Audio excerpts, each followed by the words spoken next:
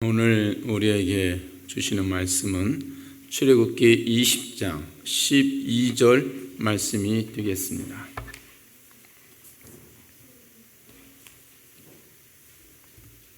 출애굽기 20장 12절 말씀 한 구절만 보도록 하겠습니다. 다 찾으신 줄 알고 한 목소리로 크게 낭독하겠습니다. 시작. 내 부모를 공경하라. 그리하면 내 하나님 여호와가 내게 준 땅에서 내 생명이 길리라. 아멘. 최근에 새소리를 들어본 적 있으십니까? 혹시 교회에 나오실 때 새소리 들어보셨습니까? 예수님이 공중에 나는 새를 보라. 너희가 아무리 염려한들 키를 한 자 더 할 수 있느냐 하시면서 공중에 나는 새를 보라고 하셨죠. 그 새는 까마귀입니다. 까마귀 기억하시죠? 노아의 방주에서 창문을 열고 나온 첫 번째 새, 까마귀. 또 하나님이 지치고 배고픈 엘리야에게 아침 저녁으로 떡과 고기를 갖다 주는데 이 까마귀를 통해서 공급하시죠. 그렇죠? 까마귀는 뇌에게 보면 부정한 짐승으로 나오는데 그것과 좀 다르게 쓰임새는 좀 있습니다. 우리 동양 사회에서도 이 까마귀를 반포조라고 합니다. 받은 것을 돌려주는 새. 그래서 이 까마귀는 나이가 들면, 새끼가 돼서 나이가 들면 그 나이 든 엄마 새에게 먹을 것을 물어다 갖다 줍니다. 그래서 새들 중에 나이 든 부모 새에게 먹이를 갖다 주는 새가 이 까마귀입니다. 그래서 한자로 반포조라고 합니다. 받은 것을 돌려주는 새다. 그래서 거기서 반포지은이라는 사자성어가 나오게 됐습니다. 새들도 나이 든 부모를 알아본다고 하니까 까마귀가 오늘 아침 집을 나오는데 새삼 새롭게 보입니다. 겉모습만 보고 판단하지 말아야 되겠구나. 까마귀 좀 흉조라고 생각하기도 하고 색깔이 까마니까 조금 편견을 갖기도 하고. 근데 어떤 때는 이 까마귀 앞에서 고개가 숙여질 때도 있습니다. 어떤 사람은 자기 앞가림도 하기 바쁜 세상이기 때문에 오늘날 많은 젊은 사람들은 노부모는 좀 국가가 책임져 주었으면 그런 생각을 하고 살아가는 사람도 있습니다. 부모에게 효도하는 방법은 참 다양합니다. 바빠서 못 내려가니까 용돈을 보내주는 자녀들도 있고, 어떤 자녀들은 쿠팡을 통해서, 앱을 통해서, 택배를 통해서 갈비탕을 집 앞에 딱 배달시켜주죠. 좋더라고요. 저도 가끔씩 시골에 계신 어머님한테 택배로, 쿠팡 앱으로 딱딱딱 어머니 주소 딱 입력하면 딱 배달이 됩니다. 참 좋은 세상인 것 같아요. 그렇게 어머니가 좋아하는 음식을 택배로 이렇게 보내주는 것도 좋은 것 같습니다. 해외에 계신 자녀들은 영상통화를 하죠. 또 어떤 자녀들은 손으로 편지를 쓰더라고요. 글씨를 크게 해서. 한번 제가 본 적이 있는데 눈물이 울컥 쏟아졌습니다. 우리 어머니 글씨 못 읽으실까봐 이 딸이 크게 씁니다. 참 그 문구가 왜 이렇게 가슴이 울리는지. 부모를 향한 자녀들의 사랑을 어버이날을 보니까 여기저기서 이렇게 보여집니다. 각자 형편에 맞게 하시면 된다고 생각합니다. 그런데 이 어버이날이 되면 저는 유달리 떠오르는 시 한 구절이 생각이 납니다. 논어에 나오는 시 한 구절인데 잠시 소개를 하겠습니다. 수욕정이 풍부지하고 자용량이 침부되라. 나무는 고요하고자 하는데 바람은 그치질 않고,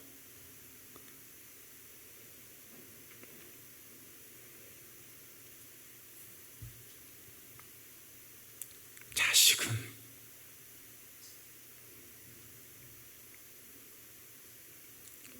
봉양을 하고자 하는데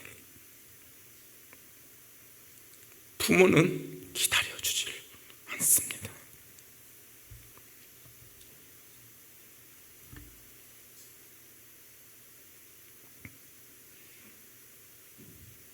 먹이고 입혀주고 키워서 대학 보내고 결혼시키고, 이제 자녀들이 부모를 찾아서 효도를 해보려고 하니까 부모는 이 세상에 없는 것입니다.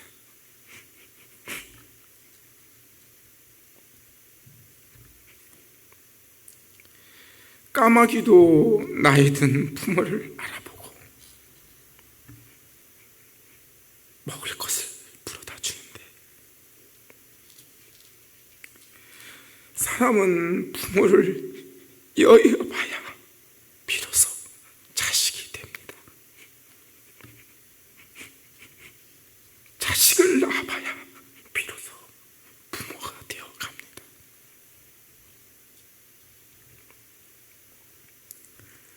부모가 돌아가신 후에 제사 지낸다고 소고기 사가지고 가봤자 아무런 의미가 없음을 우리는 너무 잘 압니다. 효도는 살아계실 때 하는 것이죠.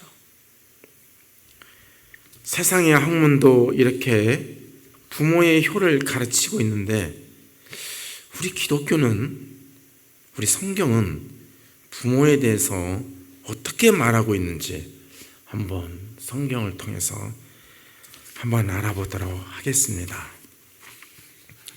오늘 출애굽기 20장 12절 말씀이지요. 내 부모를 공경하라.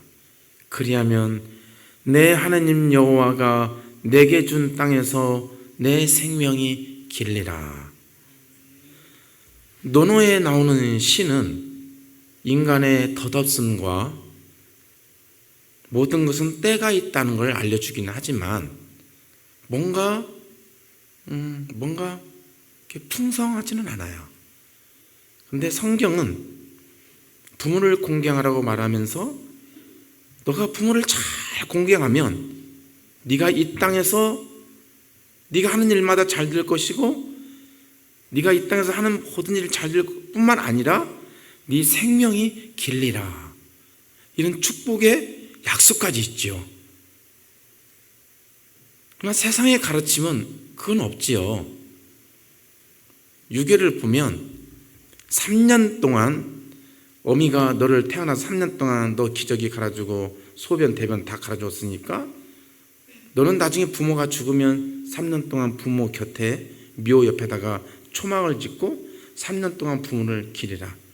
여자를 가까이 해서도 안 되고 귀한 음식을 먹어서도 안 되고, 그렇게 하면요 3년 동안 부모 묘 옆에서 초막짓 3년 동안 살면요 그 집안 망합니다. 관직도 다 그만둬야 돼요. 오로지 부모님만 생각해서 묘 옆에 있어야 됩니다. 유교의 효가 좋은 면도 있지만 어떤 때는 좀 가혹하다, 어떻게 보면 좀 하나의 이데올로기다 생각이 들어요. 종교라기보다는 이데올로기가 아닌가. 그러나 성경은 달라요. 성경은 일반 가르침과 세상의 가르침과는 차원이 달라요. 내 부모를 공경하라. 공경한 샘플이 하나 있죠, 성경에. 부모를 잘 공경해서 복받은 한 여인이 있어요. 룻을 기억하십니까? 시어머니 나오미를 잘 봉양했던 룻, 모압 여인이었죠. 나오미가 본 땅 베들레헴에 기근이 임하니까 어떻게 먹고 살아보려고 남편과 아들과 함께 모압 땅으로 이사를 갑니다. 거기서 아들들이 모압 여인을 만나죠. 근데 다른 며느리들은 남편이 죽고 아들이 죽고, 그러니까 다른 며느리들은 한두 번 어머니 어떻게 하시려고요? 우리들 떠나면 어떻게 하시려고 그러세요? 걱정 마라. 내일은 내가 알아서 한다. 그러니까 이제 두 여인은 떠나죠. 근데 한 여인만 떠나질 않습니다.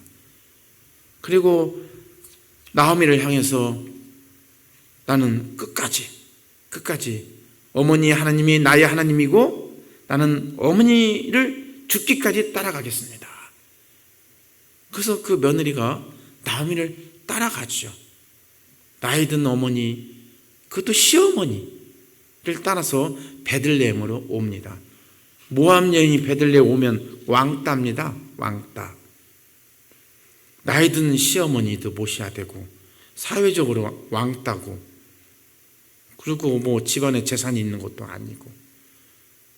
그런데 일감 얻어서 시어머니를 잘 섬깁니다. 그리고 시어머니가 말씀한 대로 보아스와 함께 결혼을 하죠. 보아스와 결혼을 했는데 그 후손들이에서 누가 나오죠? 다윗이 나오죠. 다윗. 그 나오미, 룻, 집안에서 다윗이 나옵니다.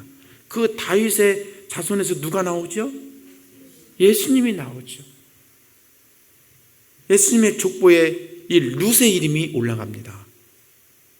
부모님을 잘 공경했더니 집안이 꽃이 피고 집안이 위대한 가문이 되고 그 가문에서 예수님이 탄생하는 어마어마한 놀라운 축복을 받지 않았습니까? 그래서 10가지 계명 중에 5번째 계명이 내 부모를 공경하라. 5번째, 6번째, 7번째 여러 계명들이 있잖아요. 근데 부모를 제일 먼저 앞세웠어요. 내 부모를 공경하라. 어떻게 보면 살인하지 말라가 먼저일 것 같은데, 사람 사는 세상 중에서 제일 중요한 게 사람을 죽이면 안 되잖아요. 그게 제일 중요하지 않을까요? 근데 성경은 살인하지 말라, 간음하지 말라, 도둑질하지 말라가 아니고 내 부모를 공경하라. 부모가 먼저예요. 부모가. 왜 그랬을까? 그리고 또 내 부모를 공경하라. 공경하라는 말은 좀 내 부모를 사랑하라는 말과는 좀 다르죠. 그렇지 않나요? 사랑하는 말은요, 좀 약간 조건적인 개념이 좀 있어요. 조건적인 개념. 까마귀가 받아먹은 게 있으니까 갚아준 거잖아요. 나이 든 부모에게. 그렇게 까마귀처럼 부모를 대하면 어떤 일이 벌어지죠? 그러면 받은 게 없으면 부모를 공경하지 않아도 되네. 오늘 이 성경은요, 내 부모를 공경하라는 말은 이 10대 이 어린아이들에게 하는 말이 아니에요. 이 어린아이들에게 네 부모를 공경하라는 말이 아니에요. 1차적으로는 30대, 40대, 50대 이 세상살이를 다 겪어본 사람들, 세상살이를 다 겪어본 부모들에게 하는 말이에요. 저에게 하는 말이에요. 지금 저에게 이 10대들에게 하는 말이 아니에요. 그럼 왜 성경은 10대들에게 내 부모를 공경하라고 하지 않고 30대, 40대, 50대 되는 사람들에게 내 부모를 공경하라고 했을까요? 세상을 살아보면 부모에게 효도하기가 쉽지가 않아요. 자기 앞가림 하기도 힘들고요. 자식들 먹여 살리기도 힘들어요. 그것 하고 난 다음에 남는 게 있으면 그때 부모를 섬기죠. 세상 이치가 그래요. 그러다 보면은 사람들은 30, 40대, 50대는 어떤 생각을 하냐면 생각의 기준이 효율성이에요. 효율성. 생산성이에요. 생산성. 노동력, 노동의 생산성, 자본의 생산성, 효율성을 따라서 사람을 판단해요. 나이가 들면 노동 생산성이 떨어져요. 자본 생산성이 떨어져요. 나이가 들면 노동력이 줄어들어요. 사람의 가치가 줄어들어요. 사람을 노동력으로 판단을 해요. 30대, 40대, 50대는. 그래서 자칫하면 노인들이 학대당할 수가 있어요. 자녀들에게 버림받을 수가 있어요. 그걸 하나님은 아셨던 거예요. 인간의 죄악된 품성을 하나님은 아셨던 거예요. 그래서 십계명에 딱 못을 박아놓은 거예요. 이 건강한 사회 질서를 유지하기 위해서 30, 40대, 50대가 부모를 잘 섬기게끔 이 사회 질서를 만들어 놓은 거예요. 그래서 10대, 20대가 우리 부모님이 할머니한테 잘하는 거 보니까 복을 받네. 나도 우리 부모를 섬겨야 되겠네. 이런 시스템을 만들어 놓은 거예요. 하나님은. 그래서 내 부모를 공경하라, 내 부모를 사랑하라가 아니에요. 내 부모를 공경하라. 왠지 좀 무게가 있잖아요. 사랑하라는 말은 좀 왠지 조건적인 느낌이 드는데 공경하라는 말은 왠지 무게가 있어요. 이 공경하라는 말의 히브리어를 보면은 카베드. 그 존재를 무겁게 대하라. 이 뜻이에요. 근데 이 단어는 하나님한테만 적용되는 단어예요. 공경하라, 경외하라 이런 말은요 하나님한테만 적용되는 말이에요. 그런데 성경은 레위기 19장 3절에서 너희 각 사람은 부모를 경외하라. 아니 경외하라는 말은요 오직 하나님에게만 적용되는 단어 아니던가요? 근데 예외적으로 유일하게 부모에게 이 단어를 쓰고 있다는 거예요. 그 말이 무슨 뜻인가요? 부모를 하나님처럼 대하라는 거예요. 부모는 눈에 보이는 하나님이라는 뜻이에요. 눈에 보이는 하나님. 그래서 성경은 여기저기서 이 부모를 어떻게 대해야 될 건지, 자녀가 부모를 어떻게 대해야 되는지 조금 무섭게 언급을 하고 있어요. 출애굽기 21장 15절, 17절에 보면 자기의 아버지나 어머니를 치는 자는 반드시 죽일지니라. 무섭죠. 자기의 아버지나 어머니를 저주하는 자는 반드시 죽일지니라. 무섭죠. 신명기 21장 18절에서 21절 보면 사람에게 완악하고 패역한 아들이 있어 그의 아버지의 말이나 그의 어머니의 말을 순종하지 아니하고 부모가 징계하여도 순종하지 아니하거든 그의 부모가 그를 끌고 성문에 이르러 그 성읍 장로들에 나아가서 그 성읍 장로들에게 말하기를 우리의 이 자식은 완악하고 패역하여 우리 말을 듣지 아니하고 방탕하여 술에 잠긴 자라 하면 그 성읍의 모든 사람들이 그 아들을 돌로 쳐 죽일지니 이같이 내가 너희 중에서 악을 체하라. 그리하면 온 이스라엘이 듣고 두려워하리라. 부모의 말씀에 순종하지 않는 자녀는 성읍에 있는 장로인들에게 데리고 가서 온 이스라엘이 두려워할 정도로 돌로 쳐 죽이라는 거예요. 기독교에서 가르침 중에 구약 성경의 가르침은 가혹합니다.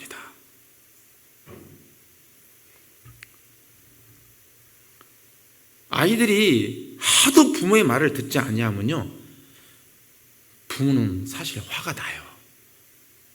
그렇지 않나요? 여러분 한 번도 잔소리 안 해본 적 있으세요? 화가 치밀어 오른 적이 한 번도 없으세요? 목회자의 길을 가고 있고 말씀대로 살아보겠다는 저 또한 어떤 때는 이게 화가 치밀어 오를 때가 있어요. 치밀어. 그래서 딱 한 번 종아리를 때려본 적이 있습니다.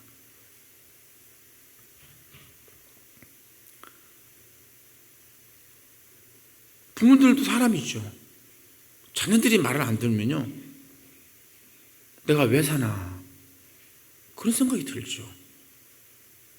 그럴 때 경고하죠. 자녀들에게. 셋을 셀 때까지 말을 안 들면 그때는 가만히 있지 않을 거야. 하나, 둘, 둘의 반, 둘의 반의 반의 반, 둘의 반의 반의 반의 반의 반의 반. 셋을 세지 못합니다. 셋을 센 부모는 제가 못 봤어요. 하나님보다 돈을 더 사랑하고 자식이 부모를 거역하는 것이 말세 징조라고 합니다. 그럼에도 불구하고 하나님은 자기 백성이 주께 돌아오기를 바라고 부모는 자식을 기다리지요.